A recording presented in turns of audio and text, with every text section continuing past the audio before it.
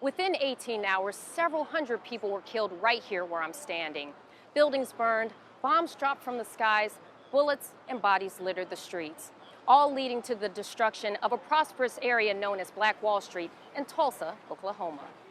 We are walking on Greenwood. Christy Williams, the chair of the Greater Tulsa African American Affairs Commission, tells us what led a white mob to attack Black Tulsans 100 years ago. It said Dick Rowland went into an elevator, tripped, fell on this white lady who was an elevator operator, and she screamed.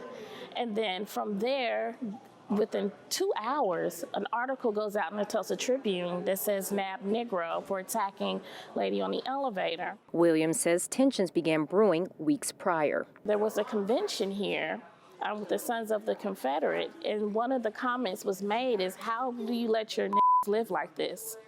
And so there's so much proof that shows that this was premeditated. Williams is the descendant of Janie Edwards, who was at a nearby theater when the attack began. So my aunt was on a date. She was 17 years old, and she was, again, in the Dreamland Theater with her date, and the massacre happened, and they were able to escape with their lives. It stood here, right? It stood right here. This is where the theater stood before it was set ablaze and bombed. It was one of many buildings destroyed in the 40-block area of Greenwood, also known as Black Wall Street.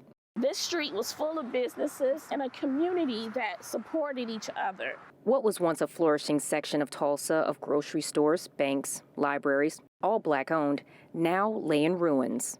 There are many reports from survivors detailing planes diving above houses and businesses. When Greenwood was bombed, there had to be some type of chemical to do that bombing.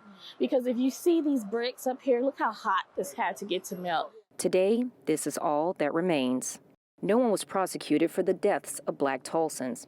And as for Rowland, the teenager accused of attacking a white girl in the elevator, Williams says all charges were dropped, and after his release, he disappeared. Some believe he moved away, never to return. Others say he may have been lynched. Fast forward to today. Williams says this area should be returned to the descendants' families. I'm not going to say they have to have reparations, because this massacre not only destroyed lives, it destroyed homes, it destroyed businesses, it destroyed their wealth, and they have to be compensated for that.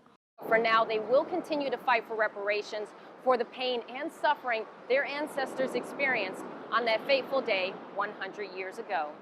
Therese Garnier, Newsy, Tulsa.